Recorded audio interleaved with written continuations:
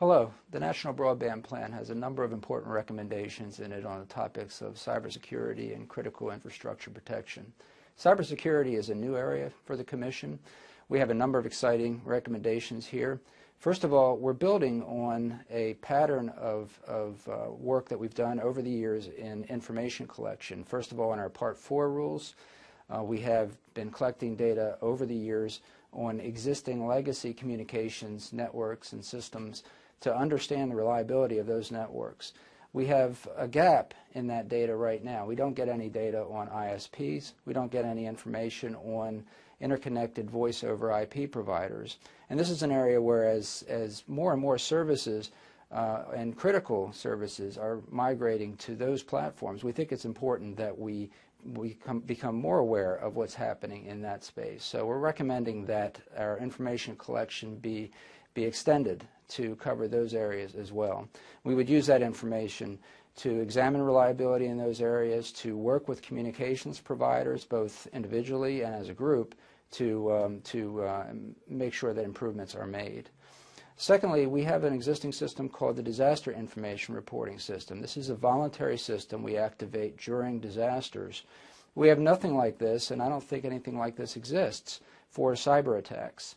And this would be a system where if there were a cyber attack or a malicious intrusion on communications infrastructures, we would become aware of it. We would share this information with DHS and with the NCS, and we would use that information in a context of a sharing environment with stakeholders to try and remediate the situation and restore service. We're also working on or recommending that a certification program be instantiated. This would be a voluntary program for interested parties, for service providers primarily. That's what we think, who we think would be interested. But right now, we have a lot of best practices on the books for cybersecurity. We think they're very good, but we don't have any idea as to whether or not they're being implemented or not. And even more to the point, customers, including large enterprise customers, don't have any information that's objective that tells them this. So there's very little transparency in the market in this area, and we think we can improve that with a voluntary certification program of the kind that we'll be asking some questions about in the very near future.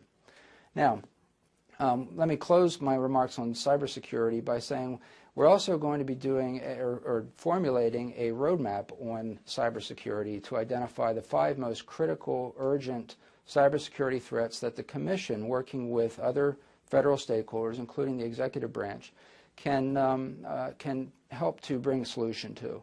We'll be doing that over the next 180 days, and these are problems we try to work out over the next 2 years.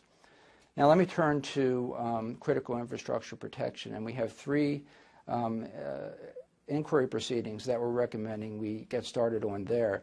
First of all, more and more communications, as I mentioned before, are moving from legacy networks to broadband networks. That includes emergency services. We don't know as much about the survivability and resilience of broadband networks and infrastructure as we do about legacy networks. We're going to be launching an inquiry proceeding that asks questions about that so that we can learn about things like single points of failure in broadband networks and redundancy in broadband networks. We're also going to be launching an inquiry proceeding looking at the issue of priority services for broadband networks, which exist today in legacy networks, the GETS program and the WPS program, for example, but do not exist in broadband networks. So we will be launching a proceeding to look into those issues. And then finally, we'll be launching an inquiry proceeding to ask about what requirements should be put in place so that the reliability of broadband networks going forward is secured, and we can be confident that the reliability of next generation networks is as good as what we've been accustomed to over the many years that communication services have been in place. So with that, I'll close my remarks and thank you for your attention today.